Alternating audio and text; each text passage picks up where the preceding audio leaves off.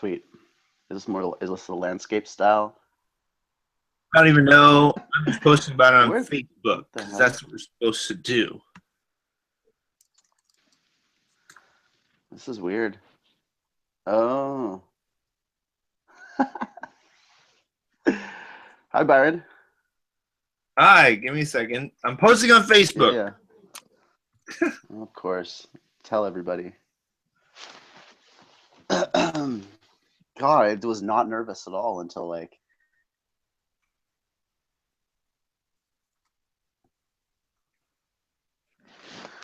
I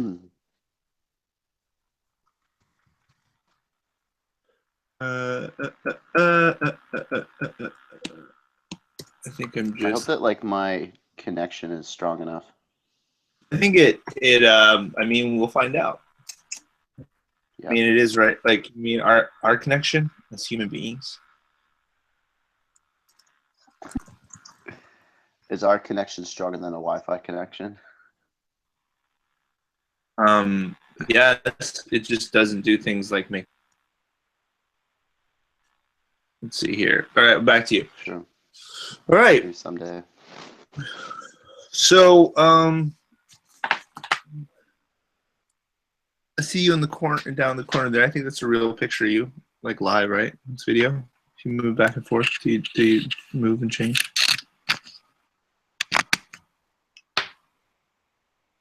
There. Yeah. So, thanks for going to get headphones. Yeah, I totally remembered this morning that I left them at work, and I went and bought the world's worst pair of $6 headphones. Perfect. So, like, what we're They're doing pathetic. sounds like we're doing is really testing whether or not, just the limits of this technology.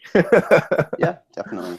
So you haven't done like a live video sort of stream thing, like not with. I have. I've audio done one conversation? now. I've done one now, and well, on Google, I've used a website called Blab. Blab.im is having which is having kind of some difficulties in terms of allowing people to log in, which is kind of an issue if you want people to join you. So, but it's in beta, so I don't fault them too much on it. Seems like you're a little bit lagged. I don't know if that's. Yeah, and you're like definitely like choppy, kind of like alien voice sometimes. Okay. Surprised me, that I realize like I don't often use the Wi-Fi here at the house that I live at, but Okay. there's not the strongest connection, but I might actually be able to. I'll just say there's like a little tab, in the icons that looks like the 5 bars on your cell phone.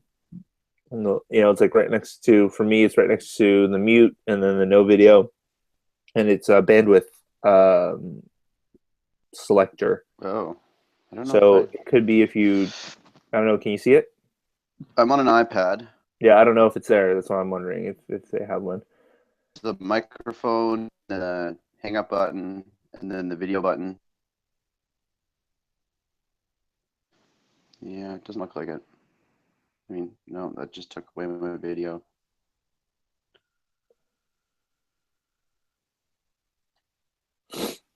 Yeah.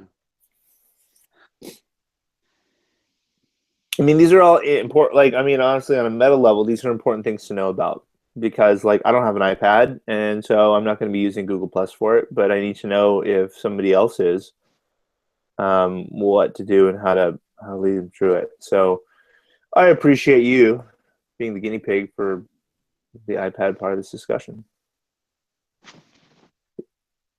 Totally. I'll be honest, I can barely understand you. It's really disappointing. Okay. It's just like choppy. Well, how about what if you turn off the video for now? Think that'll make a difference? I think it would. Okay, let's try it. Okay. Can you hear me? How about this? Yeah, I can hear you better for sure. Okay, you're about to share some kind of suggestion. What was your suggestion? as far as like what to talk about. No. You were like, I think I might do Oh, a blah, and then suggestion. yeah. Oh, I was like, I might see if I can get closer to the modem. Oh yeah. Um, but I realized that I'm actually quite close to it. Like it's like one room over. Okay. I could go to the room where it's inside of, but like that's maybe like a bit overkill. I really like the idea of the lack of video right now, though. That feels a little less intimidating to me. You see my cute little selfie instead. All right, great. Well, then we can start with that. I mean, not a huge deal. It's really just sort of like part of this is like just having conversations at all, and then and for me, the last thing that I intend this to be is a. I mean, this is a long term thing. I don't tend to do things. I think one of you would say I don't know if I would call it a drawback but like basically one of the limits that I place upon myself is if I don't really like something, then I don't tend to give it a go. Yeah. Mostly because it's not so much that like I want to it's part of it is I want to be good at it, but another part of it is I want to do it. I think that's the big thing. Yeah. And if I don't want to do it, then it's kind of like, why am I doing it? And of course, there's all kinds of ancillary learning from doing shit that you don't want to do. Yeah. And I guess that's the limit. So like with this, what I figured out is, I fucking love doing this already. So I'm willing to figure out all the other stuff to, Yeah, and like, you already know that you like to have conversations with people. yeah, You just don't necessarily know if you like streaming it on the internet, but it's hard to believe that once you get that's over the right. sort of Or like, technical yeah, side of it. or if it provides value or who it'll Hmm. make a difference for or whatever. But the cool part is I know that when I have a conversation with one person, no matter how many people watch, that like as long as we have like a real conversation, that the both of us always benefit. So there's always at least like two of us that grow from it, and I think so. That's like, and then from there, it's like theoretically, if there's two of us, and then there's like 4 people commenting and like 40 people watching, well Hmm. then great. Absolutely. Like that's the idea. So yeah, so like, what is what are you feeling today? How are you feeling? Like, what's going on? Is there anything Well, going I was on? just, I was just kind of thinking to myself. I was like, I've definitely been like thinking and talking a lot about vulnerability lately. Okay, Um, yeah, I saw your post last night yeah. So like, and yeah, commented on it, and then put a link to this. yeah, which I thought was cool, and I was like, oh, maybe that will. Yeah. I mean, I'm a Just vulnerable gotta try these person, things. right? What's Yeah, that? I said you just gotta. I mean, like I was just like, I gotta try these things, and you know what? If Levi gets pissed at me for it, he'll tell me, and then no big deal. No, I thought it was totally cool. I was like, I kind of forgot about it, and I was like, oh yeah, I'm doing that thing tomorrow. That's right. Um, All right, so you but were yeah, like saying, I do identify myself as being like a very vulnerable person in the sense that I don't know, I have a lot of emotions. I'm very sensitive, and I find that opening up about the way that I'm feeling and being vulnerable about where like how I'm feeling, no matter where I'm at, sort of just normalizes where I'm at. It makes me feel oftentimes less alone in what I'm feeling because like I suffer from like like sort of mental health symptoms that are like related to like depression and anxiety and bipolar disorder and stuff like that. mhm. And I had a friend of mine who also struggles with mental health challenges say once that there's nothing that makes me feel more crazy than trying to pretend to be sane. And that has stayed with me for so long, and I kind of use it as like a reminder, whenever I'm in a situation where I'm not feeling well and I'm pretending that I am, to be like, I just need to be vulnerable, right? Or I just need to be open, which is in of itself, a very vulnerable act. And be honest about the way that I'm feeling right now and give the people around me an opportunity to like help me or support me. Write that down. So there's nothing that makes me feel more. What is the word that you use? I use the word crazy. Yeah, crazy than pretending like I'm sane. Yeah. Than trying to pretend I'm sane. And that sort of like makes me think about how I think we are as sort of like a society or a culture, where I feel like we're all trying to give off sort of the illusion. So there? Vulnerable, open, and honest selves, that no one would like us and we would be alone. So if we could just continue to pretend to be something else other than who we are, then we'll be accepted. You know, can you hear me? It froze for a second there, but I got the gist of what you were saying. Can you hear me? Sure.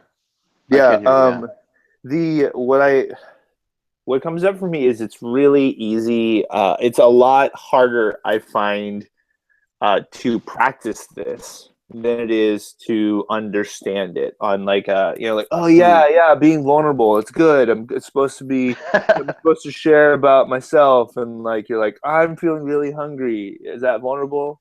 Like, like it's wow, like we're just not we're just not fast. It's just not facile for us. So like you spend your entire life trying to cover stuff up, and it's actually like a really huge practice and a really huge and it's actually really valuable to see other people who are doing it, because it's kind of like, I mean, one thing that I've been exploring and connecting with more is my literal feelings, like the sensation of the emotion inside of my body and inside of and that's hard for me to do, because I'm like, is that because I'm sore from something? Is that because I slept wrong? Is that because I'm feeling something? Am I even like aware of having a feeling or sensation in my body right now, like, or am I just sort of here? And to be able to have somebody model it for me helps immensely. And it's the same, I think, with authenticity and vulnerability. Like, we don't really people don't understand that it's a skill set, I guess. Yeah, sure. And you may not necessarily approach it as a skill set, but it is one nonetheless, right? Like, like, you mean it's a skill set in the sense that if like you don't know how to do it, you can learn those skills. Like, it's something that's developed. Yeah, exactly. And you can practice it, and there's ways by which to develop it so that it comes more easily. It's like, cooking. Like, for some people, they train professionally. They go to a school to train to cook and to learn how to create food, different kinds of creations using the tools in the kitchen. But most of us don't. And regardless, we all have a skill set in cooking. Some of us have like a virtually, a non-existent skill set in cooking, where we've only used like the microwave or whatever.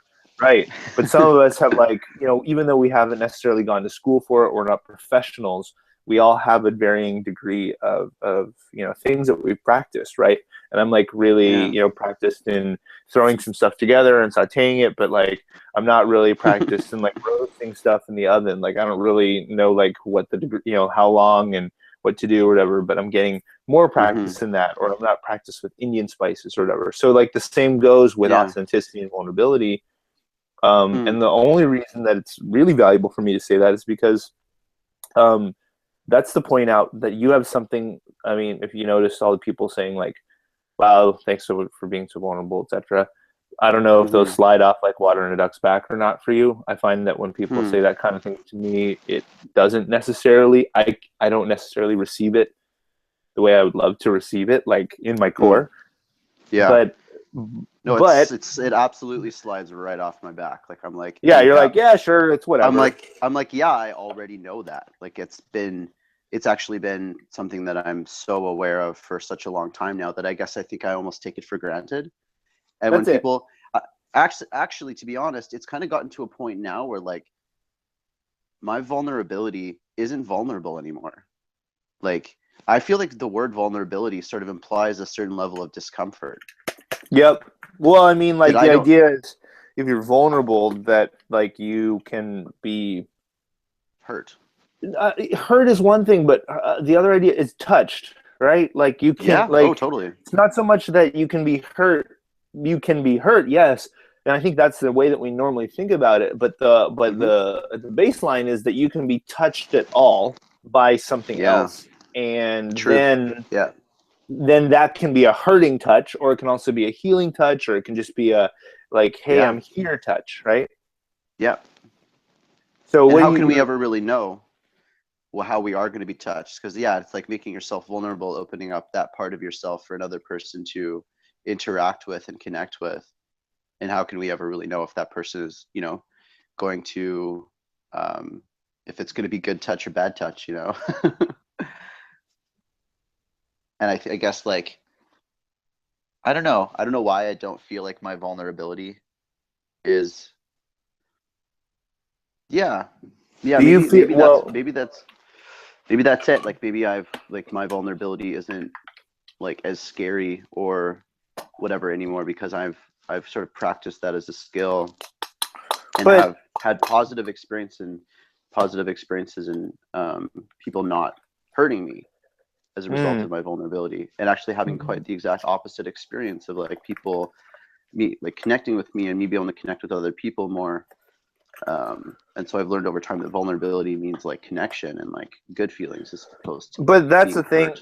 But that's the other thing is, like, I mean, you can see the great, and then so why wouldn't then that have you just like be all the more excited to like that just means like hey, I cooked some stuff and I didn't suck at it, and people like the food and I like the food.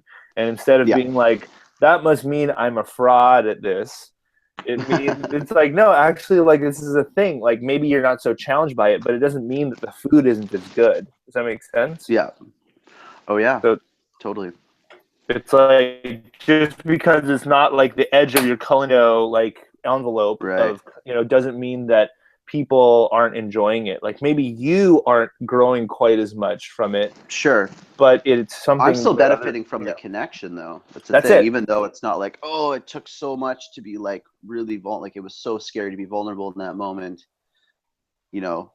And even though it's not that, like, super scary thing, I'm still benefiting from the connection that, So yeah. so how about this? Do you have like, how do you identify, because like we just said, this is a skill set. And I would say Hmm. that sometimes I feel like I stumble upon this skill set. Like, I live in this room, and so like I trip over this or find this more often than I think most of us do. But I also don't find that, like, I know exactly where it is and how to get to it, and like how to um to like to come from that space of like vulnerability without, and I was actually just talking about this yesterday, without being like, I'm just a shit show, fuck all y'all, or whatever it is, like there's a difference Hmm. between like vulnerability, it seems like anyways, there's a difference between vulnerability and like angsty self-pity or something like that, or maybe they come Mm. together sometime. But you like, what comes up for you when I say that? Like, what do you? Hmm. Like, what's the difference between, like, opening Well, myself not up what's to the another person? difference is. Yeah, is there a difference between opening yourself up to another person beside versus like? Because I feel like there's a distinct difference, right? But like, I don't know. You might have a better idea of it than me, and since Hmm. you said that you're practiced at it, I'm curious. Like, okay, well, if you're practiced at it, Hmm. how do you have a process? And if you don't know if you have one, would you be willing to take a look with me? Well, I don't know. It's interesting. I just kind of realized to myself that it's like I'm almost making it seem like I feel comfortable being 100% vulnerable all of the time, but that's certainly not the reality. Like, Mm-hmm. I'd say the majority of the interactions I have with other humans in a day, I don't feel emotionally safe enough to get vulnerable and to be really Okay. open and honest about how I Okay.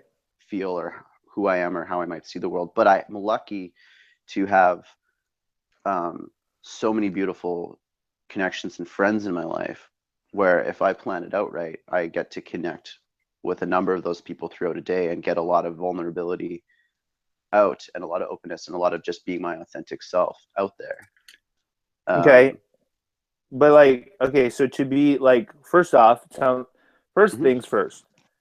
Surround yourself, like, feel safe, right? In a way, like, or feel engender trust, right? Like, you have Yeah, to, to some level, feel like you're not going to be killed, right? Otherwise, it's totally. incredibly hard to be vulnerable. Not to say that you have to feel completely comfortable ever, because I think, like we've said, it's very hard for us to feel completely comfortable in that space of vulnerability, because it is quote vulnerable, and we're not used to it in this society. Yeah, But yeah.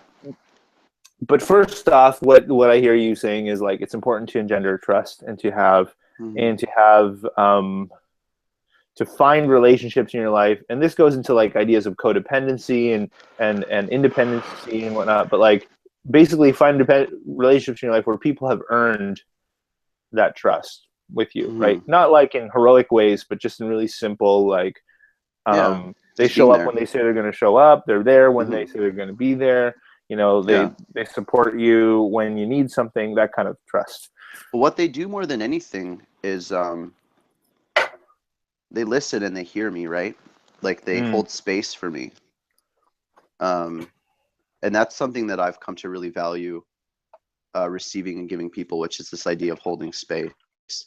Yep. That like if someone comes to me and I can tell they're telling me something that is vulnerable, that is Hmm. probably a little scary for them to get open about. And so I have a decision to make here to either like sort of schlub it off and sort of just continue on talking about something else, or I can sort of look at them, you know, and have them feel heard and actually kind of hold like, try to create this little container where like I'm letting them know with my body language and with the questions that I might ask or the way that I'm affirming what they're saying that like they are not judged, they are heard, and I'm curious and I want to Mm. understand what they're feeling right now. That holding space. And when people do that for me, that's really the only. I have a lot of experiences in my life where I get vulnerable and I'm kind of testing the waters. Maybe Hmm. not even consciously, but I say something like I went on a camping trip with a friend recently, and it was just the two of us. And I have a lot of anxiety around camping and being out of the city, and like it's just something that I struggle with a lot. And Hmm. I decided to go camping with this like one friend, which I had a lot of anxiety around, like going on a trip with just like one other friend because then I have to be like socially on the whole time, and I was just like freaking out. That's the idea, anyways. And You're like, and oh my gosh, yeah, how am I gonna do that? yeah, yeah, and so like everything was cool. We were like having fun listening to music on the drive up, and then we got out there, and we were talking, and then I all of a sudden just like opened up about something that was like vulnerable and like kind of like not like yeah like kind of heavy. Like I think I just like said something about like, oh yeah, I used to like be close with this person, but then like this thing happened and I feel like really uncomfortable around them now because of these reasons. And my friend didn't like he didn't do what so many other people in my life do, which is hold space and say like, oh, like like you just said a thing, so like what does that mean to you, where does that come from, like Right. he What didn't, and I has you didn't feel share that heard. right He kind of now? just like Whatever. Yeah. he just kind of disregarded it. What's Huh. that? He's like, well, instead of like saying like, yeah, where are you? What has you share that right now? Or like some kind of like basically having you feel seen, heard, and Yeah, present, right? Like, so it's yeah, just sometimes it's reflection, sometimes it's silence, sometimes it's just like looking and totally. nodding or whatever it is. But yeah, yeah, he Yeah, didn't do that. In this case, it sounds like he just sort of it and just it just passed by. it's and it does have, yeah, exactly. It just was like, and he's like kept building the fire, and it was like, and in that split second I went from having a nice time to realizing, oh fuck, I'm not emotionally safe with this person. And I'd like Mm-hmm. known that rationally before going out on this trip, but just didn't consider the fact that I might hit a vulnerable spot Mm-hmm. and him not be able to show up for me in the way that I really need. And ideally in my life, I won't always need to be so emotionally safe in every moment of my life. But at this particular time, like I've been like the last year of my life has been fucking crazy. And I'm just starting to, in the last couple of months, come out of like a really, really severe bout of depression. Mm-hmm. Like I'm just starting to come back alive again. And in that moment, like that was like the first time I'd left the city like in a year because I'd been like in a really messed up depression and like going through like trying to get sober and all this kind of stuff. Like it was a really scary, it was like the first time I'd like just done a number of different things in like my sobriety and having come out of depression and stuff like that. So in that moment, and so I was fucking vulnerable. For me to leave the city with somebody whom I didn't know for sure was like a really emotionally safe person for me was not the best idea, and it was a very painful and challenging experience, but I learned a lot from it. Interesting. I want, Yeah. like, what comes up for me is like, if you have you heard this term, if you can see the job, then it's yours? No, I'm not sure if I know what that means. Okay, so like, I mean, basically, like, this happens in production, but just in like in Burning Man, it's like this idea of like, hey, how come nobody's setting up the kitchen tent? Somebody should really do that. And it's like, well, like, Wow. everyone's doing stuff, and so the reason that they're doing that, that no one's setting it up is because they're doing stuff, basically. And so, like, if you can see that, then clearly you're seeing an like, some people will be like, oh, well, then how come I always have to do it? But it's like, well, basically you're just being given an opportunity to engage, right? Like, the other people don't see this thing that you see, so now you have an opportunity to create something from that space. And so in your case, there's this opportunity, right? Like, you're like, but what it takes is responsibility and leadership in that moment. And it's not like big deal, wave a flag, run in front of gunfire kind of like responsibility and leadership, but it's very much just sort of simple, like, hey, like, I don't even, like, in that situation, I might be like, hey, did you hear,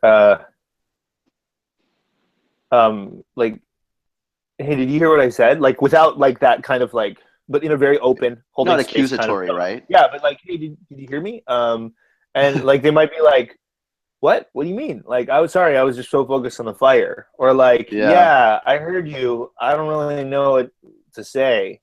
And then but like, right in that moment, right in that, like, I'm trying to get related to you now, is this opportunity to then be like, oh, well, like, for me, that was actually kind of vulnerable. I don't know why I even shared that with you, but like, well, it just means there's just understanding that, like, a lot of guys in particular in our society, but people in general, don't know what to do with that, right?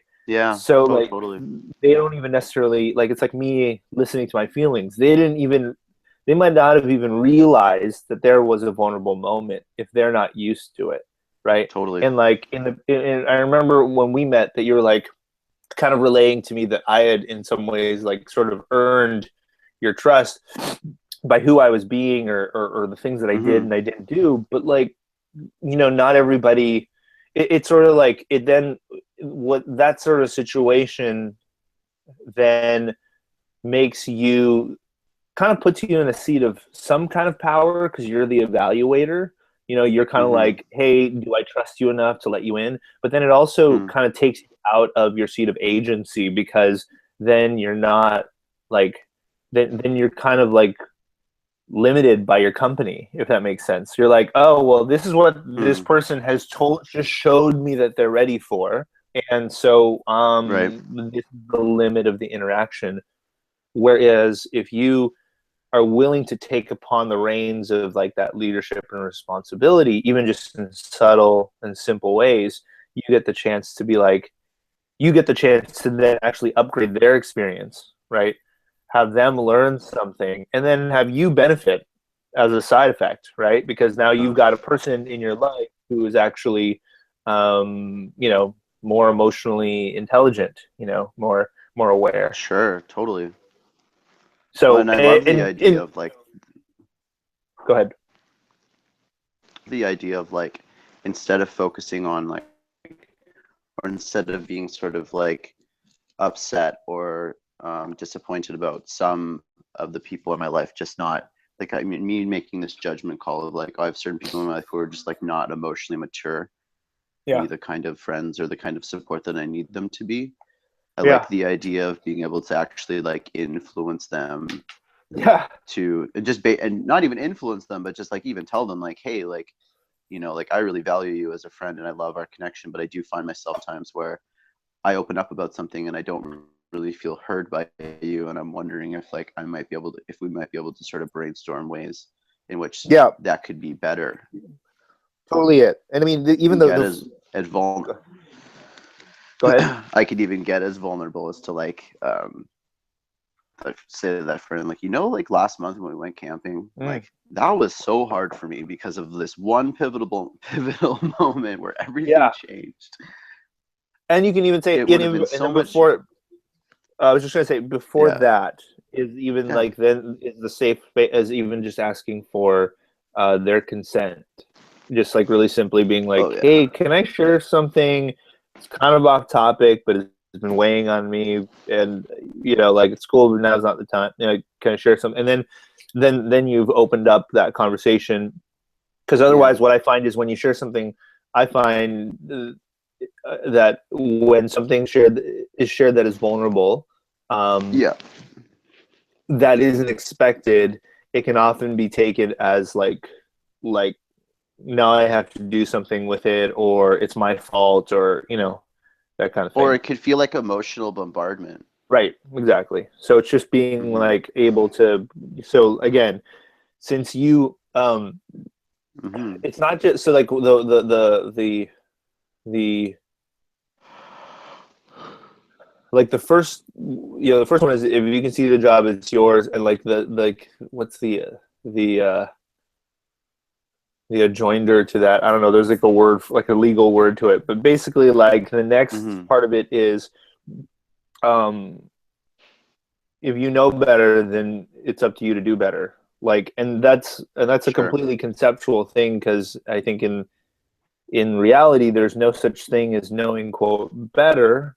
But like if Mm. again, it's kind of towards that end of Sure. like if you can see something, like if you know that somebody might see this as emotional bombardment, then Hmm. you like basically like it's up to you to then be responsible for how can this not be emotional bombardment, Totally. because they may have no idea what's going on when they're like, screw you, I don't know why you're talking to me about this right now, I was just trying to eat Yeah. lunch or whatever. Like they just might be like completely reacting based off of everything that they know, right? Well, and I So really like this. I really I've kind of had this introduced to me, I think, on a couple of occasions in my life, but haven't really thought about it recently. And it totally for me because I have had experiences in my past where my emotions have been too much for other people. My vulnerability has been too much for people, and I have had yeah. them push me away, and it's been extremely painful and challenging experience.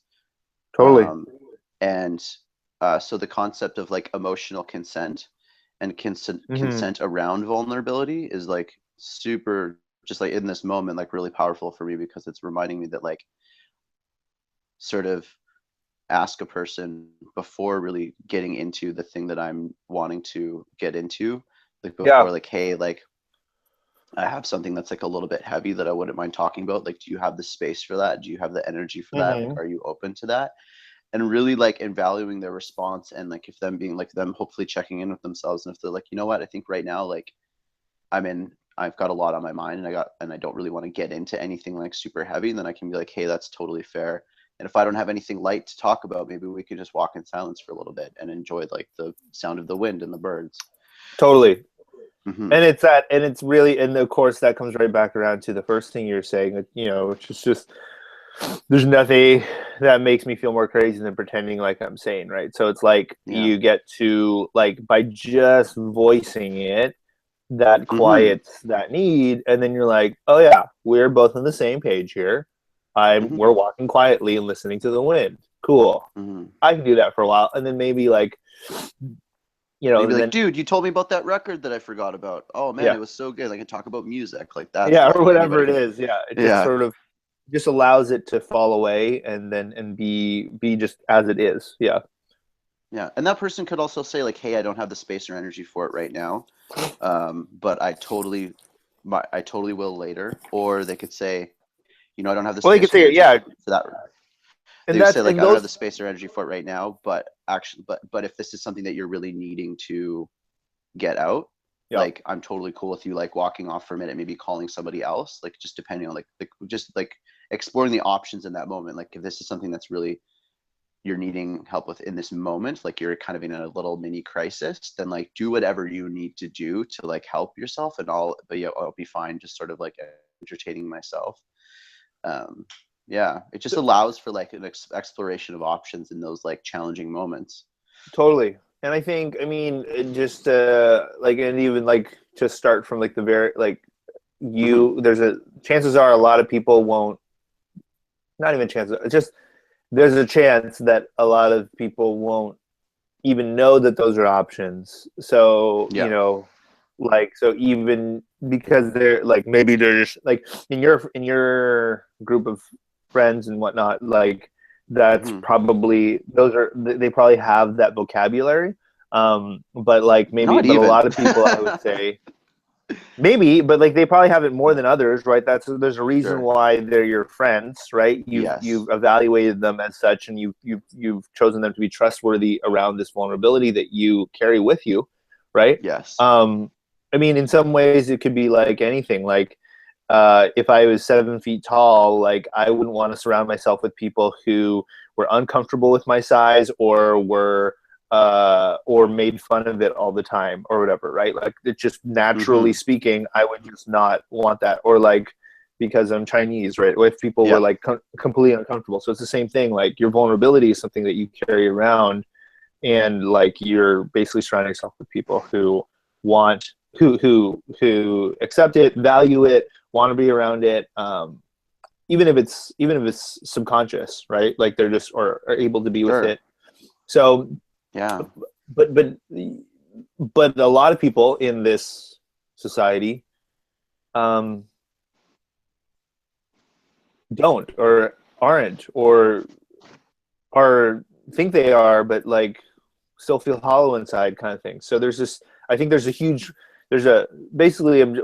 I think what I'm pointing at is that there's a huge spectrum of how we are able Yeah. to show up, and I think that everyone in their heart of hearts wants to be real and vulnerable for the very thing that you've spoken to, which is you feel crazy and like insane all up in your head and like nutso when you can't say what's really there for you, right? So, and I think that's a completely universal human sort of experience. And so, Brene Brown, you're familiar with her? Yes, I am. Yeah, so I mean, she's the one, like she's the vulnerability lady, right? Like that's been one of her Yeah. monikers because of her Yeah. talk. And the reason her talk is so popular, I think, is because a lot of people want to be vulnerable. They really are seeking it in their lives.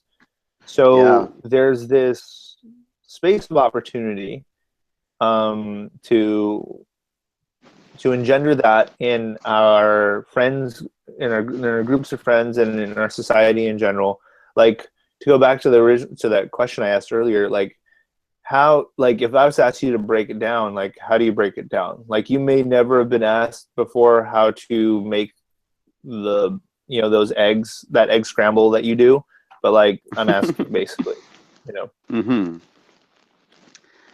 How do I like break what down? like last night's post, for example, like is a very specific Yeah. example. Yeah.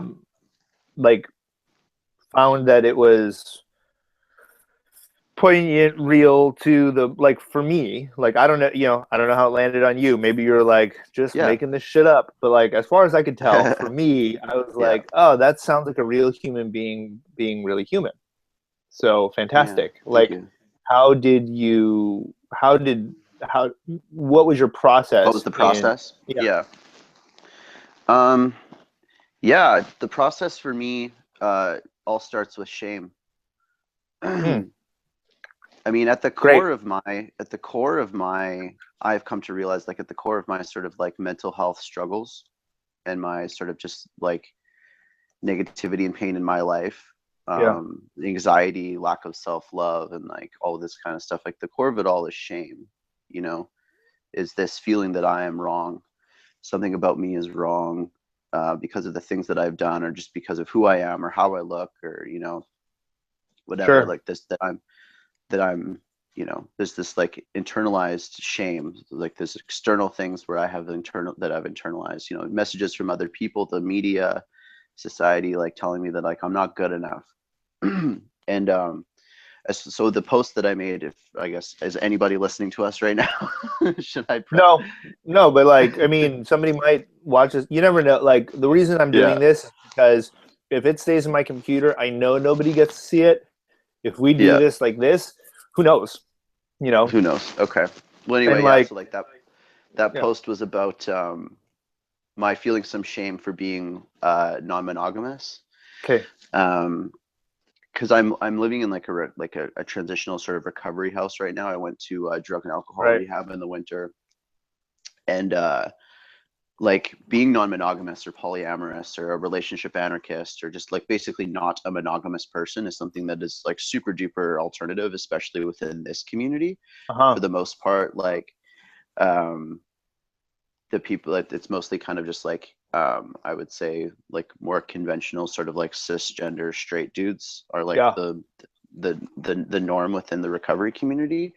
In Yeah. the last however long, there's definitely like a much larger like cisgender gay man community within the recovery community. So like Got it. that's like a start. And there are lots of gay men in recovery, but as far as like non-monogamy is concerned, like I've definitely received some like not like outwardly like judgmental remarks, but just like people saying that like, oh, like isn't that just something that like you did in your addiction and like you were just like fucking around all the time? And it's like, no man, like this is something I've had in my heart and have been like Mm. authentically exploring for many years now, and it's not just because I was fucked up in my addiction. And so I noticed that in me there was some shame, Okay. internalized some of the judgment that I was getting from people and being like, and I do often second guess myself. I'm a very like insecure person and self-doubt, and found myself sort of like second guessing like, well, maybe there's something wrong with me that I like want to live this way. And really maybe it is because I'm like a fucking dirtbag that wants to sleep with everybody and Right. I'm afraid of Right. Like, commitment and all this kind of stuff. Maybe it's true what they're saying, but then I realized like, no, that's just like me internalizing the shit that they're saying, and it's not actually real for me. So I noticed some shame around something that is like different about me.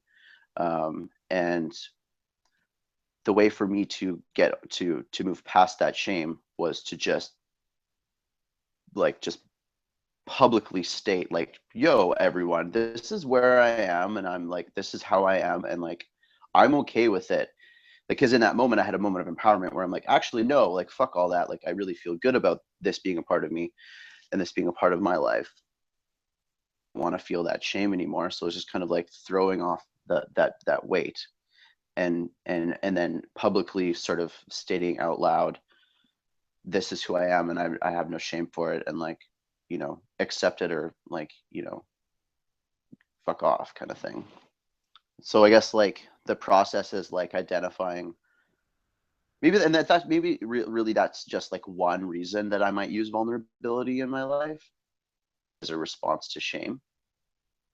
um, but it's like, yeah, feeling shame and then being able to like try to more rationally step outside of it, or use vulnerability as a way to like express shame. I could have made a completely different post, right? I could have said like, I'm feeling shame for who I am as like a non-monogamous person, and I don't want to feel this way, and I'm I could be reaching out to my community, getting vulnerable in that way. But at that point I'd already moved past the shame and was more in a place of empowerment, and wanted to sort of openly express something that's vulnerable, because not everybody on my Facebook friends list knows that I'm like non-monogamous. right. So, But through that, I was able to see a large list of people. I actually, whenever I post something like that that's vulnerable, I'll like go to the, be like 75 people have liked this, and I'll like click on it and I look at every single person and I try to remember like, okay, these are the people that I know accept that part of me, and wow. I thus feel a little more safe with them. Yeah.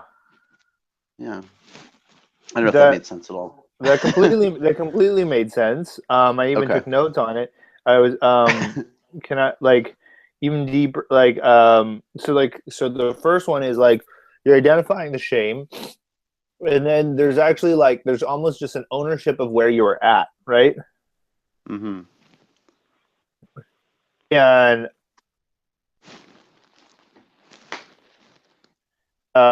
and the way I say, and the reason I say that is because at first it was like, okay, identify the shame, go to the maybe it's true statement that like you're thinking Mm-hmm. like, this is the thing that I think maybe it's true that I'm ashamed, but like maybe it's true that like I'm destined to never, make anything of myself or whatever it is. Mm-hmm. And then Totally. it's like, and then, and then if you're in an empowered place where you're like, actually, I know I'm going to make something of myself, then there's just Mm-hmm. an opportunity to say, to say that, like, hey, in the past, I've been really like, I've been really quiet about this, like this Mm-hmm. idea, but like I realized like how much it's maybe been ruling my life is like this idea that I'm not going to make anything of myself, or that like that I'm always going to be a potential person but not like an actual person.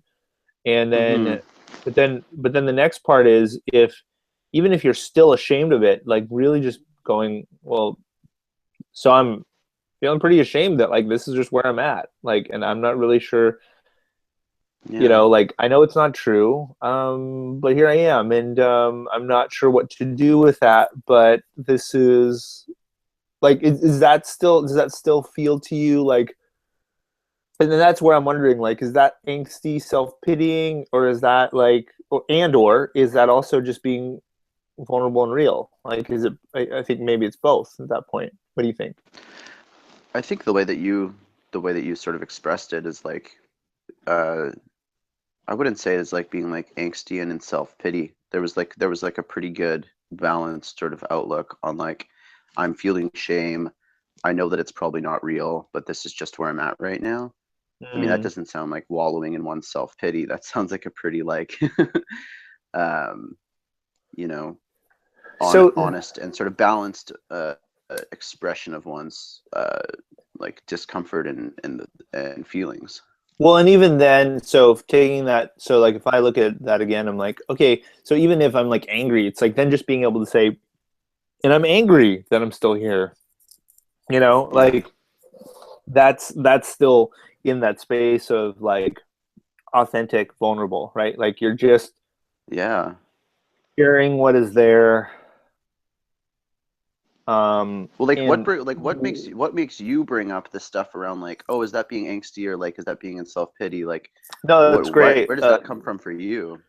Yeah, for sure. That's so for me, it's like it's it's that tension that I'm like, okay, so I've been given all these opportunities. I've been given, like, I have, like, and by that I mean like, from the universe, not just people, but like, Mm-hmm. I'm fit, I'm healthy, I'm, I can learn things pretty quickly, like, Mm-hmm. um I grew up in America, so I have all these things, and then like, why am I like one of my shames? I think is like, why am I still dealing with money? Like, it seems like I've surmounted all of these other amazing things in my life. Like, just I've done all kinds of. There's been all kinds of magical, amazing things, and yet, Mm-hmm.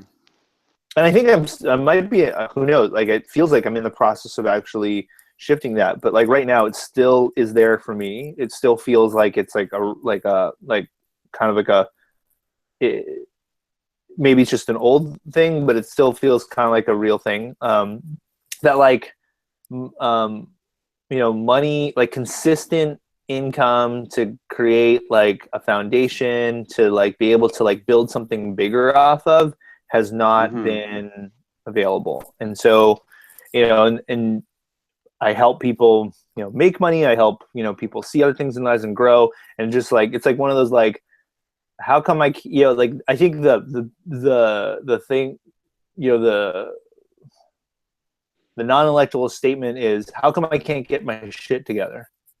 Right? Like, Mm. that's what it Yeah. feels like, like, Yeah. and what it really looks like is like, actually, in a lot of ways, I really have my shit together. Like, there's a lot of things that I'm up to that other people, you know, have never done or would fear completely, like, just, that they're scared to do, or that, that they're highly, whatever. But like, it does feel like, how come I can't get my shit together? And so, Yeah. and it's expressed in this one particular way. And I'm like, well, I've been feeling like that my whole life. Like, Mm, how come I can't get my shit together? How come I can't get my shit right. together? Yeah. So that feels pretty, like, that kind of feels like angsty and self-pitying, right? So it's like, when does Mm. that become like a real, what's the difference between like, Or hey, I'm maybe that like frustrated because state. it feels like I Yeah. still can't get my shit together Hmm. to go ahead. What are you gonna say? Well, I guess like I don't know. It's like, and maybe you very much responded to it in this way, but like obviously it looks like an opportunity for self-compassion. It's like okay, why am I able to get my shit together? And you did. You have that perspective, right? You're like, well, no, like when I actually think about it, I've done lots of things that lots of other people only dream of doing. But like this thing of money always to be seems to be something that I struggle with so much. Um, Mm. I don't know. Like I guess when you talked about self-pity, uh, like I guess like even self-pity, like self-pity is a part is like one step in a process of like getting like solution oriented, right? Like that concept of like if self-pity is like a feeling, well, there's nothing wrong with a feeling because feelings are just facts, like they just happen. But it's sort of we make a choice as to like how long we want to sit in each stage of that process of like learning and growing. So like yeah, like it's okay to like be sad and frustrated because that's what comes up. It's kind of unavoidable. But like at what point do we move out of that stage of the process Mm. and move towards something where we can actually make some change? So yeah, like I don't really. Sorry, what did you just say? You still there? Did I lose you? Yeah. Yeah. Well, I don't. You faded out and froze for a second there. So you said I Oh, don't, okay. and then I laughed. Then I heard you laughing. So I'm like, what did you say? That was the magic of the universe. It was too much Yeah, for the that was internet to it, hold. man. That was the $1 million like piece of wisdom, and we missed it. I don't think I can retell it. It's just gone forever. No, but seriously, what did you say? I literally don't remember what I said because I kind of trailed off and said I don't know if that I basically said that that I lost my train of thought. Oh, I okay. said something about how self-pity is just part of the process of learning and growing. Like if it's just a feeling amongst the process. Hmm. So Hmm. what Like happens? I Go just found ahead. it interesting that you were like referring to this like, oh, what's the difference between like self-pity and angst and like something else? And I was like, well, and I was like, well, the question I was asking, I was like, well, why do you keep asking about like self-pity and like angst? Like, why is that something that you're so curious about? Like, why is that? Because you're sort of like referring to it and like this is the negative thing, like this is the bad way to do it. And I'm kind of Yeah, just like, well, what's so bad about that? You know, because that's just a step in the process of making change. I think at the heart of it, um,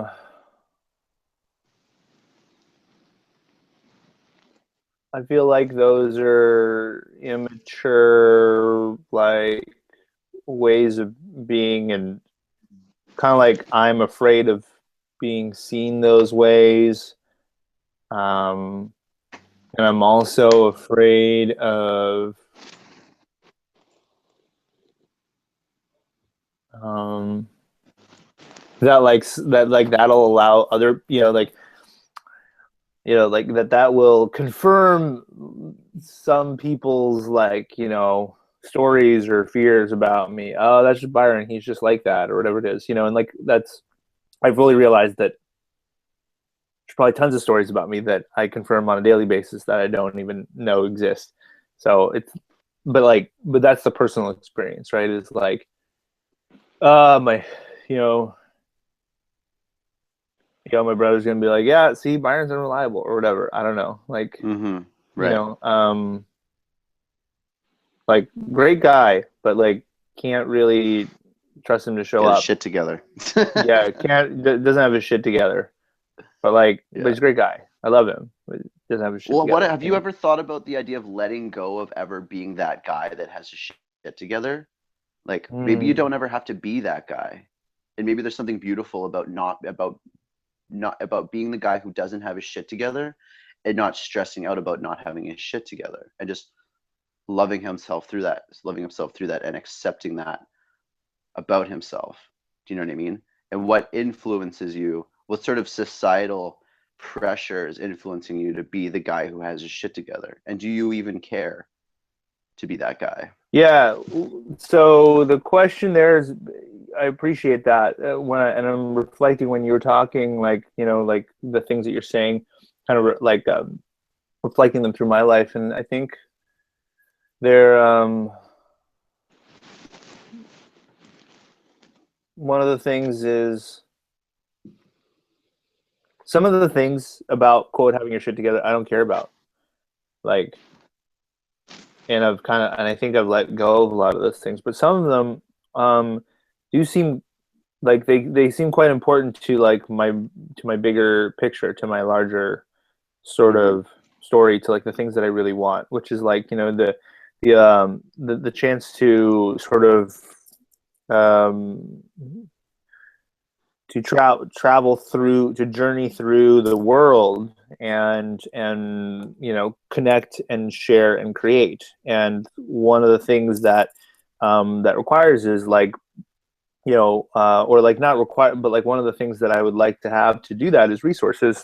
Yeah. And so some ways, like, and not only that, I want to do it with my partner, and be able to not just do it on my terms, like, because, hey, I can, live from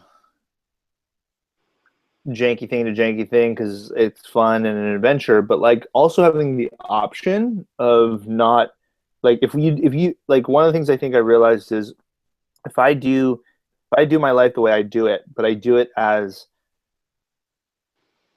without an option, then then I'm not necessarily truly choosing it, because I don't really have a choice to not choose it. Right. Makes sense. Being You're able looking to for like security and freedom, and and not even, like, freedom, really, like, the absolute freedom to be myself, and to not, because part of the ways that I do, like, like, that's one of the things that I think that I don't feel like is truly there for me, is that absolute freedom to just sort of say, fuck it, this is me. It feels like that is beyond a, and I get, like, as a coach, I get that this is a made up barrier, but it still feels like it's real, right? Like, this barrier of, like, it's beyond who I can be right now without these things. And so maybe the better journey, like the more important journey, is like, how can I be that person without those things? Because ironically, that's probably what's keeping me from getting those things in the first place. Does that make sense? It absolutely does. So like, so it's like, how can I be where I'm at now? Like, how can I really accept where I am in this process now? So like, so if I was to, write my own, so I wrote something the other day in kind of like what you were saying, like in kind of a space of,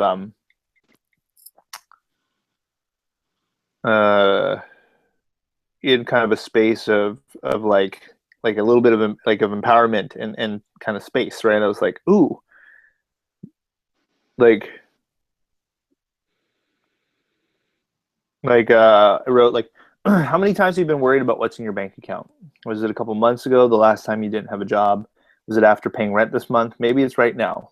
I know the feeling felt pretty real for me too.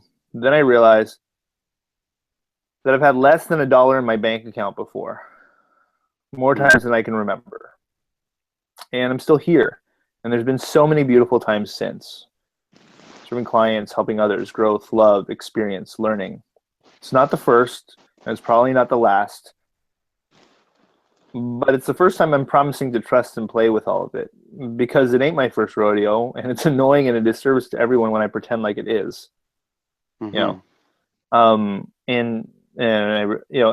kind of just stopped there, kind of was like, well, maybe I'll put that onto, I'll share that, and continue that thread of thought.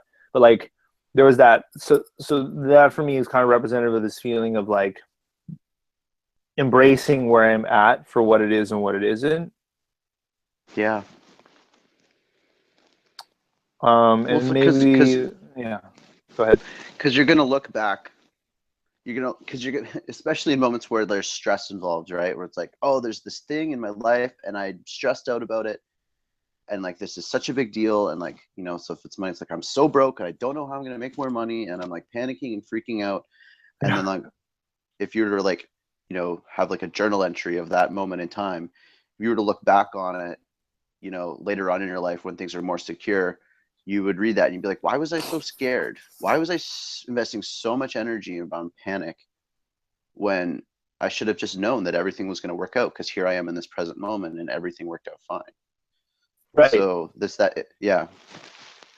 Why am I investing so much in panic? But that's also that's potentially the motivator too, though, I guess.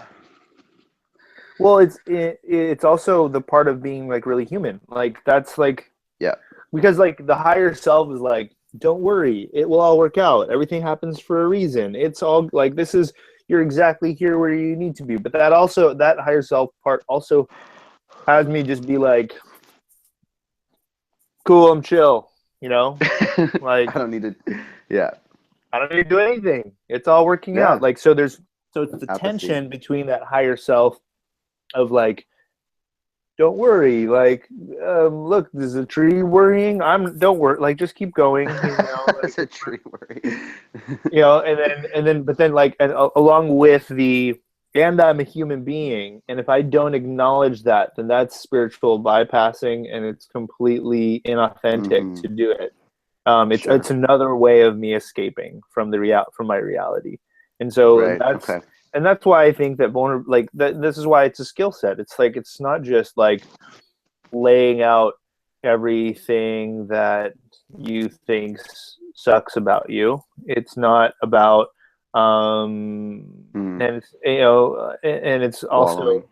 Yeah, it's not wallowing. It's not, but it's being open and real. And I don't like, honestly, like when I'm sitting, like, it's easy to identify it, I think, from somebody else. It's easy to be like, oh, yeah, right now, like, I could, like, say, like, 2 or 3 asshole things real quick that would be really shitty, like, to that person. Yeah. But, like, and I'm not going to, because like I'm a human being, and I want them to understand that they're safe too, like in being exactly how they are. And but then to do it for yourself, to like, it feels like when I do it, I stumble upon it. That's what I'm curious about, is like, what, like, how do you do that more? Is there a way to do it more that's not just keep stumbling on it? It's like, right. How can you be more intentional about it? How can I be more intentional about it? Like, what's a practice? Because like, go back to the analogy of cooking, like, or even something I did earlier, like making a cup of coffee, right? It's like, I can just be like, sometimes it sucks, I don't really know, and sometimes it's a really great cup of coffee and it's perfect, but I don't really know the difference. And I just keep trying things out. And it's like, but actually, if you're just like, I use near boiling water and I use 2.5 tablespoons of finely ground coffee, like, that really helps. Like, and then maybe there's some other factors that I don't know about, but that actually really helps me set myself up for success. Well, then I guess what it requires more than anything is slowing down, right? Because you can sort of just like thrash around in the kitchen and make that cup of coffee and be like, oh, it's done. Sometimes it's good. But the latter idea was to slow down and sort of look at the process and look at what's going on, which I think is just sort of like the like every step we take, we're kind of like having these little mini check-ins with ourselves, and it's that sort of self-awareness. And I think, like when one slows down in like emotionally challenging or kind of triggering situations, that's sort of like the opportunity to be like, okay, like, what's going on inside of me, and like, is this a moment for vulnerability that will lead to further connection and growth?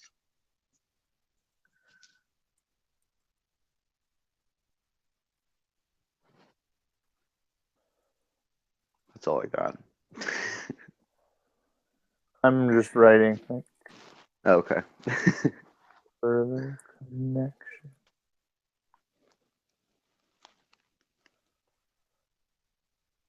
It's almost like step one is even um, identify that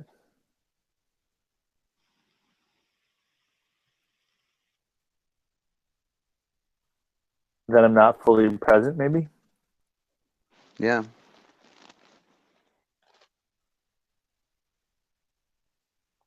And we all have like different ways that we sort of bring ourselves into the present moment. So like grounding tactics or mindfulness tools and stuff like that. And it's different for everyone. I mean, I don't think I really do much of that stuff at all. The way that I process and figure out what I'm feeling at any given moment, and this is why vulnerability is so important to me and why openness and conversation is so important to me. I find out about how I'm feeling through blabbing about it. And having friends to listen, right? Yeah, and Like that. verbal processing can be, is really valuable to me as well, Yeah. but not necessarily, but there's also other ways, right? Totally. Because then like that can be really helpful if you've got a community of people around you, but sometimes you don't, and then what do you do? And then so maybe in those moments you journal and that helps you, or Yeah. maybe in those moments you meditate and that helps you, right? Like Totally. It's sort of like whatever works for the individual. And yeah, stream of consciousness writing is also like a really valuable tool for checking in with what one is feeling. sorry, there's just a Under sound outside, so it's just Okay. listening. Are you scared? No, just like wondering what that was. Just a Just tumbling curious. noise. Stream of consciousness writing as well. Yeah, Yeah. totally. So yeah, other I used tools. to So do it it's all the like, time. I haven't done it in ages. Definitely one of those self-care tools that was like, this is the best. I'm so glad I got into this like habit of like stream of consciousness writing every morning and every night. And I was like so proud of myself. And then I just like lost interest. And I was like, I don't feel like doing that anymore. Or for right now. And fell out and of the that's okay habit. too. Like, these Yeah. processes, like, you play a sport for a while and then you're kind of like, I'm over it right now. I got what I was really looking for out of it, and I'm in a different chapter. I'm looking at a different way.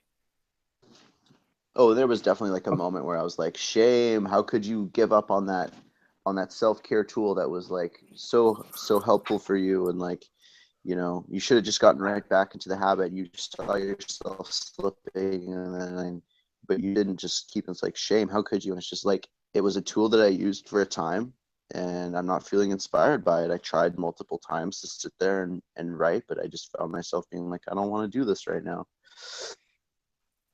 And now Mm. I'm like, lately, instead of like writing stream of consciousness blabbing, like I'm like actually getting more um intentional and articulate, and I've been like writing songs, which is something that I've always wanted to do since I was like a little kid, but have had too much fear and insecurity Mm. around like self-expression, and like that inner critic, like every line, stupid, don't do that, everyone's gonna laugh at you, like. And I'm just And now at 26 years old being like writing these like little songs and being like, oh my god, I'm doing it. so how do you do, like, how does that happen then? Like, you're writing these songs, and how do you keep yourself from like just trashing every song, like, every line, just like throwing it out in disgust, like, or like, because each But just, line is sort of an yeah. intentional creation of, and it tends to be Oh vulnerable, and yeah. it tends to be some processing. So like, what's that process? um it like literally I would like, because every time I have tried to write music in my life, or whenever I try to do anything that's outside of my like comfort zone, or outside of my familiarity, there's been that inner critic, that like judging, shaming voice that's saying like, don't do it, don't bother. Like it feels so, it like it is as though there's another sort of like person inside of my head like saying these things. And it was as of recently, like it was like, I guess like a week and a half ago, I was like, I was like, fuck, like I had like a moment of like inspiration. I was like, hey, I'm gonna like try to write a song, and I like went for it. A couple of lines came out really naturally, and then I started getting stuck as I normally do, where it's like, oh, it's not, I'm second guessing stuff, and I just kept telling myself like, just fucking write the song. It doesn't matter. It's okay if it sucks, just because it's like you're not going to be an amazing songwriter right off the bat. Just make something for the sake of making it, and it will get better with time. And I just kept pushing myself, and that voice would keep coming at me, and I'd be like, there's sometimes be like moments where I like would be like, okay, fuck, I can't do it, and I'd be like, no, I have to just finish it, and I just pushed and pushed and pushed and pushed, and it was really hard. Said and done, then I had the lyrics, but that's all I had. I had the lyrics to the song, and then when I was actually started putting it together, the same process over again, where I'm like playing chords and like vocal mat, and it's the same push. I was pushing through all of this discomfort and like inner criticism and like negative internal dialogue. I was like pushing. When it was all said and done, and I like recorded the song on my iPhone, I listened to it back like driving home, and was like, my perception of what I was making while making it versus how I felt about it listening to it back was so polarizing. It was insane. As far as I was concerned, I just wrote the dumbest song ever. And when listening to it, coming out of that process, I was like, whoa, this isn't bad. Like that's all it was like, this isn't bad. And then I showed it to some friends, and like literally like the majority of them said that it like made them cry because they thought it was so beautiful. And I'm like, what? All the while creating it, I'm telling myself this is the dumbest fucking thing ever. Why am I even doing this? Well, because because it's not all of you that's saying that, right? Like, I mean, if we were to give names to things, like that tends to be your ego, right? You're doing something that's uncomfortable for you, and you can name that voice whatever you want. You can name it like, Lionel, but like that voice is the one that's like, this is unfamiliar for you. You don't know how to do this. Here's a way to keep you safe. Let's do it this way, because you're good at that. You're comfortable with that. Do that instead. And it's like, how do you like, and if anything, it's almost like, understand that it should feel uncomfortable, and here are some ways to make sure it feels uncomfortable, but in a way that's perhaps constructive. Not that it always needs to be constructive, but maybe that's a desire. And not just trauma. Like maybe that's an important distinction, is that I really want this to be constructive. So how do I have it be constructive? Like, I'm trying to like share about my life, and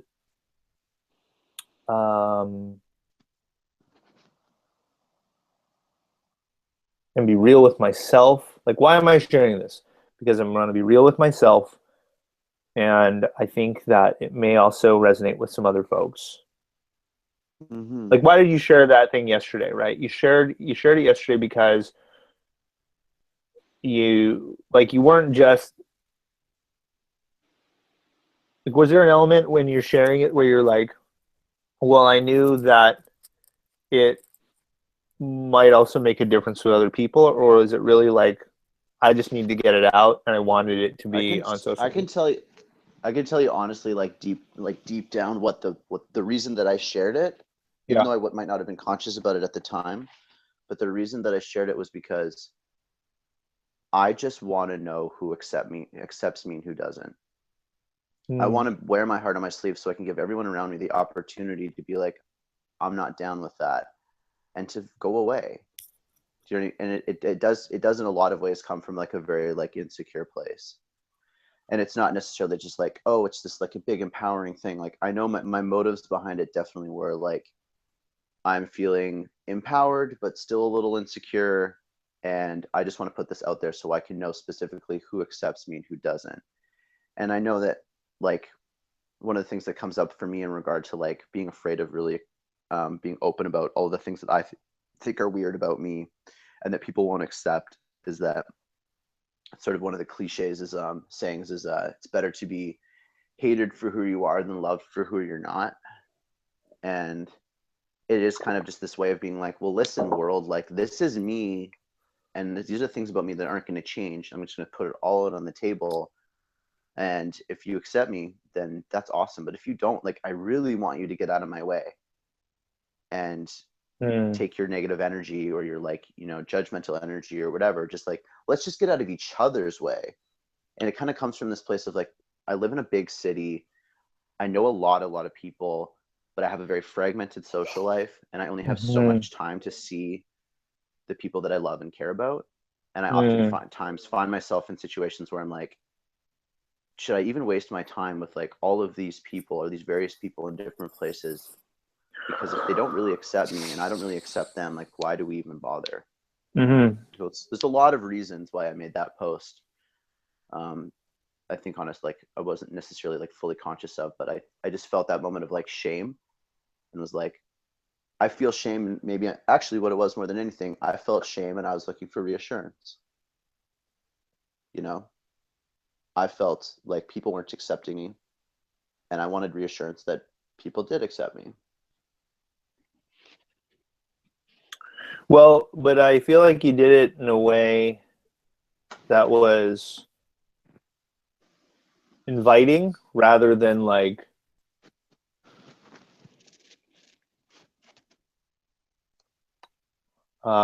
coercive. Yeah. And that's a big, you know, it feels like there's a difference, you know, like there's kind of like, and not even inviting. You didn't really even say like, please accept me. You were just kind of like, this is where I'm at. Right. And coercive is kind of like, tell me I'm okay. And you're like, Right. well, I've got to tell you that you're okay now. Cause that's like basically the option that you gave me. Yeah. You know, so. Well, it's funny too, because when I think about it, like another element of that post too was me basically me justifying my being non-monogamous, right? Because I was like, I had to like qualify it by saying, I've been this way since I was a little kid. But even if I hadn't been this way since I was a little kid, it would still make my like non-monogamous identity. It would still be just as valid. It's true. But even then, it's true. You know, I was still defending it. I was being like, you know, like, so it's just like a different sort of perspective to take. There's like a lot of like motives and reasons why someone might like get vulnerable and express that kind of thing. And I think at the core of it for me is that like, as much as I'm not trying to beat myself up about it, I am like a very insecure person and need a lot of reassurance and a lot of like acceptance and need to be like held in a certain way in order to like get through the world without like crumbling. And that's like one way that I've often used like social media as a tool to be like, this is something that's really vulnerable about me, and like I need to be open about it, and I need to know who accepts me. And so, I think asking for that is actually kind of a beautiful and really like powerful thing. Asking for, I just need to be accepted. No, I'm like a person. Yeah, absolutely. I think.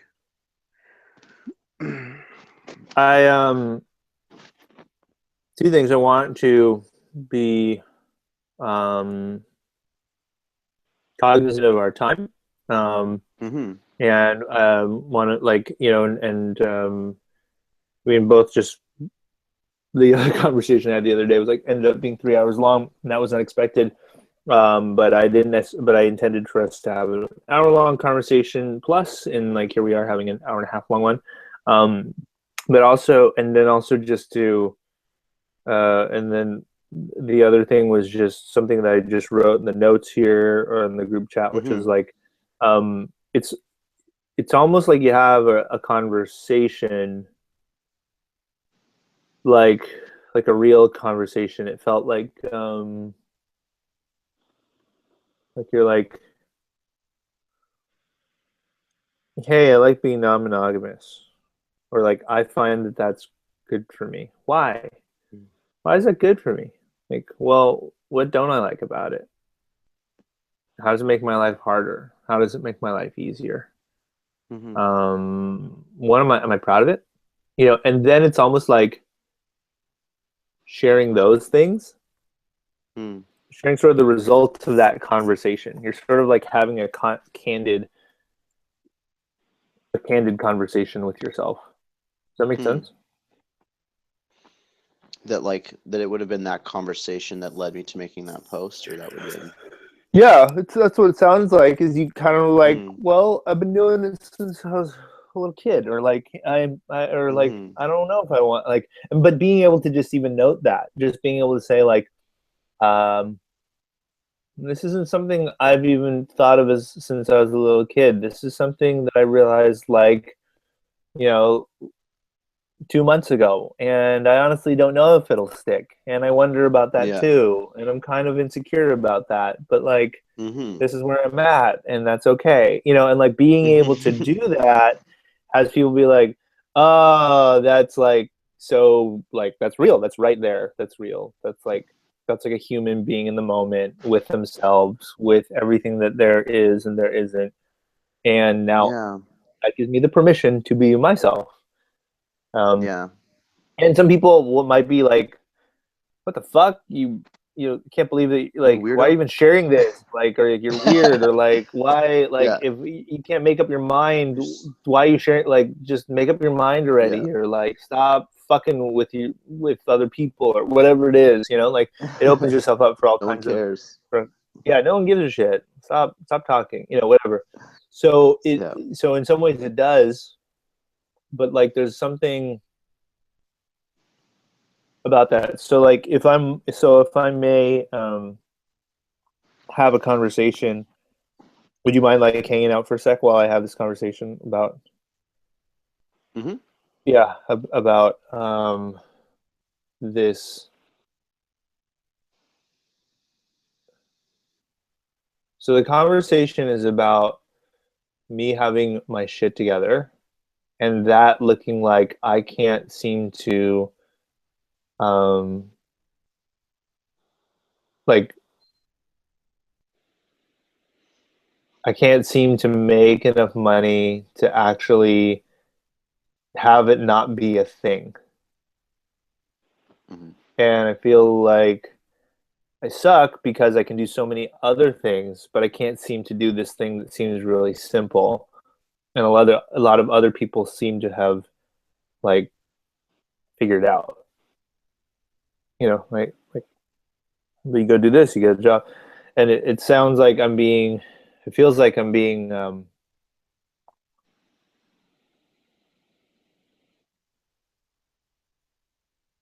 like I'm afraid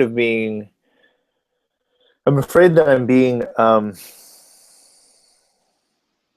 the word that comes is conceited, but I don't think that's the right word. But I feel like I'm being like privileged, like I'm being like kind of a brat. Mm. Like it's like, Byron, there's an easy fucking answer. Buckle down and get a fucking job. Like it's not that hard, Byron. And it's like, and then there's a part of me that's like, yeah, that's actually not what I'm talking about. Like what I'm talking about is like making is like creating this while also being happy, like while also being like fulfilled. And there's a part of me that's like, well, what right do I have to be the fulfilled person? Because there's a lot of other people making a lot of sacrifices out there. And then it's kind of also like, well, I don't just want to be the only fulfilled person, but like I kind of have like kind of it's got to sort of start with me, right? Like if I'm not fulfilled, then how can I help anybody else um be that way? So if in a way that's selfish, then that's okay, because it's really something that I want for everyone. But if I don't do it for me, then it's never gonna, like, I'm never gonna truly be able to foster that for somebody else. Um, Can I ask you a question? yeah, please. Is this a conversation that you wanted me to be a part of, or is this a conversation that you wanted to have with yourself? Um, a little bit of a little bit. I mean, like, it was kind of like a conversation I was having with me, but like if there's something that pops up for you, like I'd be happy to answer it because it probably I trust that it would come from a space of like me just help deepening my own understanding. For sure. So like if there's something that you're like, hey, I have a question for you. What do you think? Blah blah blah. Mm-hmm. I'd be like down. But it seems like this is like getting more to the root of like it seems like a simple thing, like the sentence is get your shit together kind of thing. Mm-hmm. Something along those lines. Why don't you ever seem to have a consistent, I don't know, income's not even the word, but like why don't you have money? Like Yeah. after all these years of trying out all these things, why don't you have any money? Kind of thing. You don't have money, but you have all of this experience, and you have all of this, like, the things that you've learned from this, like, trial and error, and like the wisdom that you have, the wisdom and knowledge that you've gained is worth so much more than money, and also has the capacity to make you money. Right. And there's Right. also this frustration that I like that like it's almost like I was dumb enough to not make it, or like how did I spend it all, or how come I was so irresponsible to like keep being in this Yeah. situation, something like like it feels like Well, there's this sort of like feeling of hopelessness. Like, if I haven't been able to do it yet, will I ever be able to do it? mm-hmm. That feels also What does that feel like? um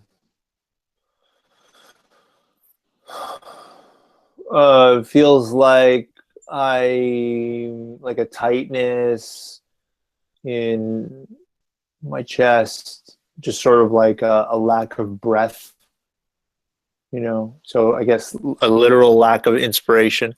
Mm. Feels like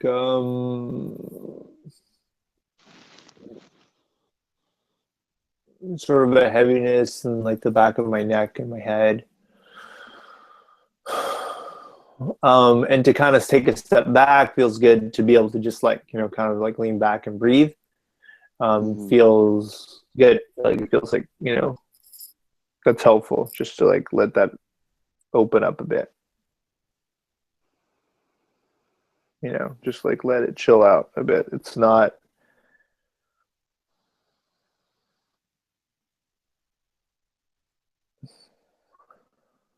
And like a fear, forever thing.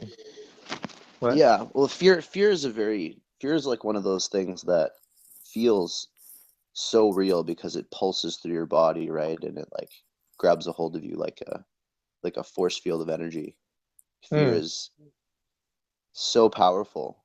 Um, and I guess like what I've learned so much in my life is that beyond sort of like, oh, like I'm afraid to cross the street without looking both ways because I'll get hit by a car. Right. Beyond beyond sort of like instinctual sort of like save your life fear, Yep. fear itself is really not real. It's very Mm-hmm. much like a this like sort of internally created like monster Mm-hmm. that I have learned time and time again. The more I push through that, and the more that I lean against it, my worst fears never seem to come true. Um, I mean, and I don't necessarily know. Like, I guess, like, in sort of a way that I suppose I've programmed my mind a little bit more in my journey is like having sort of a knee-jerk response to fear, where I'm very, very skeptical of it. Where I'm just like, if not Mm-hmm. skeptical, then I'm just basically like, well, fear isn't real. So like this kind of repetitive. I think that's kind of the message that goes on in my head is like, well, I'm afraid, but that's not. But like that fear is like that it's not real. So why would I? Well, and I'm gonna do my best to not really give that any energy right now. And when you talk about like a lack of inspiration, that's totally what fear takes away from you, because it gets rid of your Mm-hmm. options. It gets rid of your inspiration, and you could have like a lot of really, really awesome ideas that could inspire you to move toward a direction where you're like, you have this hope that like, no, this is actually going to be really financially fruitful, and like this could be the thing that really like gets things going in a way that I've needed it to for a long time. But instead, being stuck in that tight grip of fear, you lose that inspiration, and it doesn't take you to, it doesn't even allow you to become inspired to move toward that next step that's actually going to get you closer to what you want.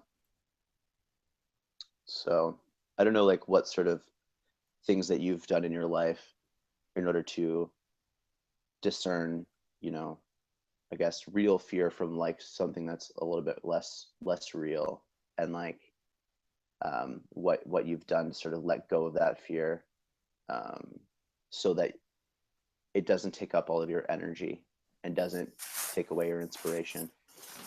Well, I think I end up focusing on other things. I think that's an Sure. interest, like, right? You're like, this isn't helping. Like, I'm just getting tighter and tighter. Like, okay, let's Yeah, like focus on something literally else, doesn't and like work. then it'll just like it's okay. Like something else will pop up, but Mm, and that also doesn't necessarily change that there's fear around this thing, right? Like just because I don't know, just because like your shoulder's injured and you work out your legs doesn't necessarily mean that your shoulder is rehabbed, right? You haven't necessarily gone yeah. there. And so there's something about, okay, like how do I go there in a way that is gentle, loving, and actually helpful and all these things, right? Like Yeah. I think that's important. At least it feels important for me to distinguish. Uh, And I take it you're not the kind of person to really spend all that much time, you know, in panic or fear. Like you say, like you do things to move out of that and focus on something else so that you're not just stuck in the shit. Yeah, I mean, certainly, I think relatively less than. Yeah, I think I spend more time than I would like, right? But like, I think when in the grand scheme of like humanity, I think I spend less time than a lot of people. I've For created sure. space in my life to allow for that, right? Like whether or not it's because I'm in the woods right now, and so like it's really hard to be super fearful when you walk outside and all there is like sun shining and birds chirping and dirt beneath your feet. You know, it's like okay, like that dispels this like idea that like the world's going to end kind of thing in any moment. Yeah. You know, or it's Good. because I've got great friends around me, or it's because I have things that do inspire me, you know, or it's because I allow myself to be kind, or I allow myself to check out and like watch Chef's Table, or just go to like take a nap or whatever it is. So there's a lot of ways to sort like that I have to sort of not even cope, but just sort of dance with it. But I think Yeah. what I'm asking about is when I'm in it, what is there to do about it? Because I think what you're talking about, I mean, even what you just described with the song, you know, that you wrote, is there are some things to be done within it that can be really helpful. And it's like, so what, you know, what can I do? And particularly, like, how can this possibly help somebody else out? You know, or like help us out, help me out, help another person. Um, you know, um, You just cut out a bunch there. I think I missed the last like 15 seconds or so. oh, it's no problem. I mean, it's basically like how else? Also, because this possibly has value to help out somebody else. You know, um, Hmm. and so it's like this is an important like that's a motivating factor for me. Like it's not. It's gonna maybe this helps me in my life. Well, it's a real thing that humans deal with. Cool. Like what else? What does somebody else deal with? You know, like or like how you know how can this help out another human being? Right. Um,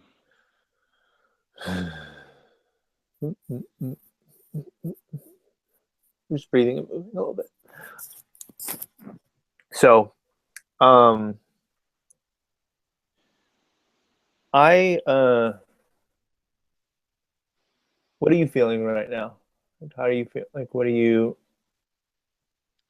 oh, like what when you said like, you know, like how can this help another human being? I all of a sudden like got totally freaked out and was like, oh God, like what can we say or do to wrap this up? Or what can I say or do to like wrap this up? Or like one moment, like, you know, the big moment of wisdom, like, yes, well, I think what we've you know, figured out from this conversation is these three main points that are so very inspirational and we're and yes, good talk. So I don't know. Um, I think you just. I mean, that's a beautiful way of. I mean, like right there was, you know, particularly timely. and completely authentic, or at least felt like at least completely authentic. Like, vignette of vulnerability and authenticity.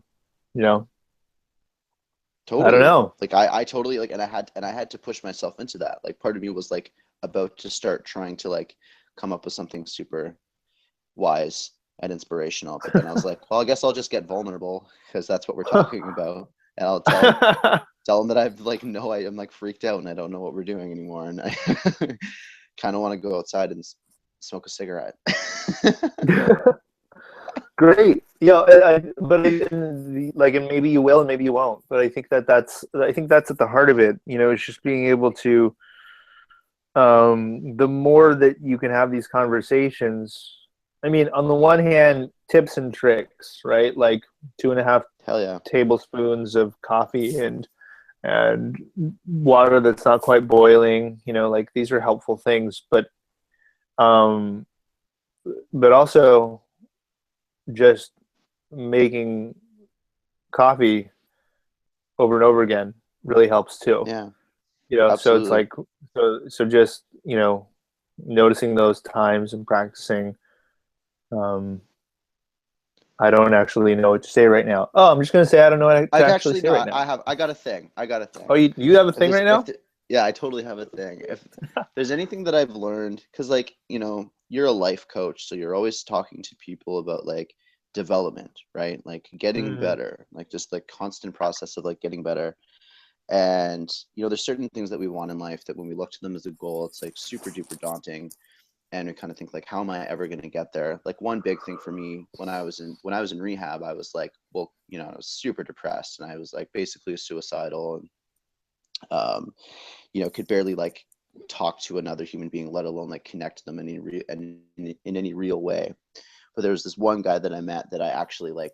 There's like this glimmer of hope just from talking to him because we connected on a level that I was really familiar with in other parts of my life. But anyway, I was like, I knew that at the core of my struggle and my issues, my addiction, my depression, like all of it came from this place of like a lack of self-love. Like I really like didn't like myself. I hated myself. I thought I was a bad person.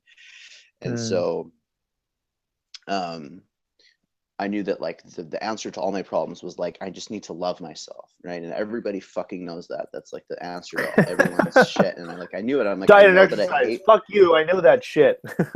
Yeah, yeah, exactly.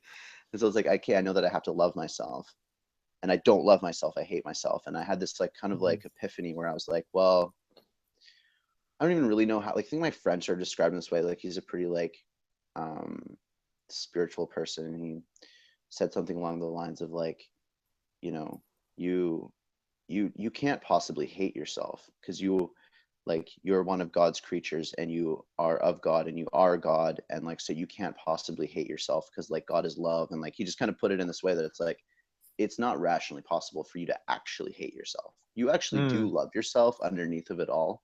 mm, You just don't notice the ways in which you show that to yourself, and maybe need to build up new ways in which to prove and show that to yourself every day, even in these like incremental things. And I was like, okay, so now instead of like self-love being this like I need to like attain this destination of like I now love myself and I'm ready to like move out into the world and do all these things, I had to realize that like no, I do love myself. Like I have to like truly believe that. And like, and what are the ways in which I already showed that to myself? It's like I love myself when I put water in my body and hydrate myself, or food in my body to like fuel myself, or I love myself by getting vulnerable every time I open up to somebody. Like that's an act of self-love. So I had to start noticing all of these like small things that I was doing to actually show myself how much I actually already do love myself. And I mm, guess the key point in all that, it was this like it really was incremental progress. And I remember like I wrote in this workbook once like about resentments, that I resented the fact that like getting better long process, and I just didn't feel like I had it in me to like go through the climb of building yourself out of like such a dark and desperate hole. And mm, I don't know, for some reason I started to be like through like practicing gratitude and stuff like that, I was able to see the small things that were happening, and actually taking time to give myself a little bit of credit for having done even the most minuscule of things. Like I was working on just like being, I was kind of inspired by like the 4 agreements. I don't know if you have Mm-hmm. any, and like one of them being like always do your best. And I was like, hey, I'm gonna try that because I really fucking, I think I'm a shitty person and all this kind of thing. And I like be like the most simple things. Like I just stopped like putting my cigarette butts out on the ground. Like I would like put them out and then I would like find a trash can and I would throw them out. And if I saw like, um, like something that needed to be done around the recovery center that I was living at, I would just like immediately do it because it needed to be done. And like I just started like living. I hated the way I felt, so I started living a bit differently. But these like tiny little gestures, like really started building up over time, and I was able to like get my head above water a little more and more. So I guess like the whole point was that like doing like not looking at our goals and the things that we want in life as like these like really scary unattainable goals, and really just looking at the smaller things that we can do that can build us up to a place where the big changes can really start happening.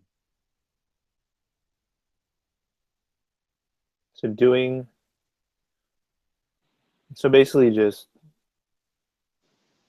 taking it's like realizing that it's Taking in it the step by minute, step. yeah, Yeah. that realizing that it's in minuscule and tiny little steps, and that like every step that you take is actually a step that you're taking. And it's an act of self-love. And if that's one of the things that you're working on in your life is needing to love yourself more, it's like every time you show yourself that, like you just need to acknowledge it. Hmm. Like, whoa, I did the thing that I've like always thought that I couldn't do or I don't do. It's like I do love myself. I show it every day in all these tiny gestures. Mm-hmm.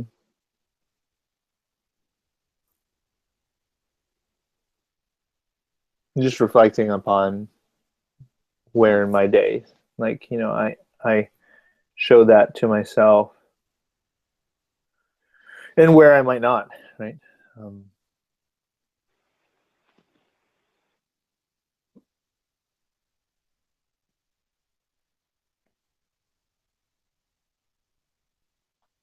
But I'm going to practice some immediacy and some honesty and say that I need to wrap this up. cool. Perfect. And I No, so appreciate you sharing this opportunity with me. yeah, well, I've said all kinds of nice things about you, and I'm trying not to like put you up on a pedestal or anything like that. But I think even within this conversation, I do feel like more of an equal to you than I did like when we initially met. sure. Because I did realize that like we all have certain things that we're able to offer, and as much as like this was the like random dude talking to the life coach, I really value the fact that like you allowed me to also hold space for you and sort of process some things that you were sort of about yourself. So if I can help a life Yeah. coach, then I can help anyone. It's absolutely like that's the whole point, is like we can all help each other, and that's actually a really that's a cogent point to wrap this up, is like the whole reason that we're doing this, and this is a reason, like I'm gonna invite you to engage again, or like to engage further, is because I realized that like this is something that like the bigger picture idea that's been kind of trickling out is that like real conversations like this are like as as a verbal you know um, processor, like are one of the best ways we can evolve. Like we talk about like here's this technique that you can do in development, and here's this other thing, this life hack, this method Yeah. or whatever it is, and it's like conversations between two human beings, particularly if they have different ways of looking at things, are the original like best hack ever since language was invented. Right. It was like, Mm-hmm. this is how to build a fire, and then the other guy's like, have you tried this? And the other guy's like, no. And then learning And then occurs, they were right? like nowhere near a fire, just hanging out in the woods, like talking about how later they're gonna like try these new ways to make a fire. Right, exactly. So it's like this Yeah. is huge like thing, but like because of the sort of this like perhaps the states of our society or whatever it is, we find ourselves really far away from having these conversations. Most of us do. A lot of us do. Yeah. On a regular basis, on like on a where you're like, I'm clear that by sitting down and talking, this is going to add to my life. And I Yeah. know that's something I've learned here living out in this town, Indianola, is that like people put a premium on that. They invest in that. They understand that if you knock on their door, that unless they've got like literally like a fire that's, you know, burning or something like that, that they're going to get the most out of, they're going to get more out of the next however many minutes by having that conversation than they were by continuing to do their spreadsheet or garden their garden, you know, whatever it is. Right. And Yeah. and inevitably things come up, like these cross pollinations, these ideas, these opportunities, they come up in those conversations. So Yeah. that's what I think I've been wanting to engender, is that being a normal thing. And then now it's like, well, with technology, like, can we do that not just with, because I live in a small town for the moment that I'm moving out of, but like because I live in a small town and because there's people down the street, and they've decided to live at this pace of life. But can I also do this across the world? Can I do this with somebody in Vancouver? Can I do this with somebody in Bali? Can I do Yeah. this with somebody, you know, and then can we not only do it with each other, but can we share it with like potentially an infinite number of people, you know, and Absolutely. can they get something from it? So that's the, you know, um, that's I think been the bigger picture. And it's for right now, like I appreciate you just kind of like hanging with it, you know, like that. It stands to, you know, it stands to reason, like people care about like this, like we're having like great things happen from it, and we freaking, you know, we're like, how does this thing work? I clicked on this button, you know, and we spent like 15 minutes. The first time we spent 40 minutes, me and my friend Kevin, because it was just technology wasn't working out. But like to me, that almost like indicates that there's like a new opportunity here, because if it was really smooth, it would mean that the path was really paved. But because it's Yeah. kind of not, it means that there's like really, it feels like there's really like this just hasn't been fully taken advantage of yet. And Yeah. so I appreciate being able to do that with such amazing people, including you. Like this is like, if we were famous, this would be like, people would be like, that was so amazing, you know, like that. But like the point is, no, currently nobody's listening besides us. Yeah. But like I know that this was high quality. Like, you know, maybe not every single second, maybe, but Yeah. maybe like a lot There's of some gems in there for sure. yeah. And so I just, so thank you for that. And like, you know, we'll do it again, you know, like and this will and it'll hopefully be infinitely smoother the next time around, you know, Yeah. as we're No, and as I'd we're really like to do this again with like sort of like more of an articulate. I'd like to come to you with a problem and really like dig into like solution oriented stuff as opposed to just philosophizing, you know? I, you know, honestly, yes, and I came to you with a problem, right, like you Sure. brought up something, and then I was like, well, this sounds like a problem, like this is something I deal with. So we already, so you know, don't kid yourself, we already did something like that. But I would love to, yeah, like I would love to dig into whatever it is that's there for you. But like I think I remember you saying to me like, but my life's pretty great right now, and it's like, cool. Don't That's a make good problems thing. when there aren't problems. It's all good. There's enough people with problems. It's all cool. Like celebrate Yeah. that. So thanks so much. Awesome. Yeah. Thank you. Uh, Well, appreciate it, yeah, let's Levi. stay in touch and we'll definitely chat again soon. Enjoy the sun. It's like, well, it was kind of raining here and I think it's getting a bit better, but I think it did the same thing here are you, too, but it's really are you in beautiful. Washington? I am in Washington, just below, Nice. just south of y'all. Yeah, I'm going to do some less glamorous self-love stuff like cleaning up, and you know, organizing things for moving out. But I mean, it's Yeah. one of the places that I've been neglecting, you know, sort of, you know, loving myself in the process and whatnot, Yeah. right? It's been like, nah, whatever. And it's like, well, do you like being all urgent and stuff? Maybe like you can just sit there and like consider this important. Like go through your shit. It's fun. Right. And when it's done, Yeah. it'll feel good. You'll feel accomplished. Totally. That's exactly it. All Yeah. right. There you go. I'll talk to you soon. See you, Byron. Thanks, love.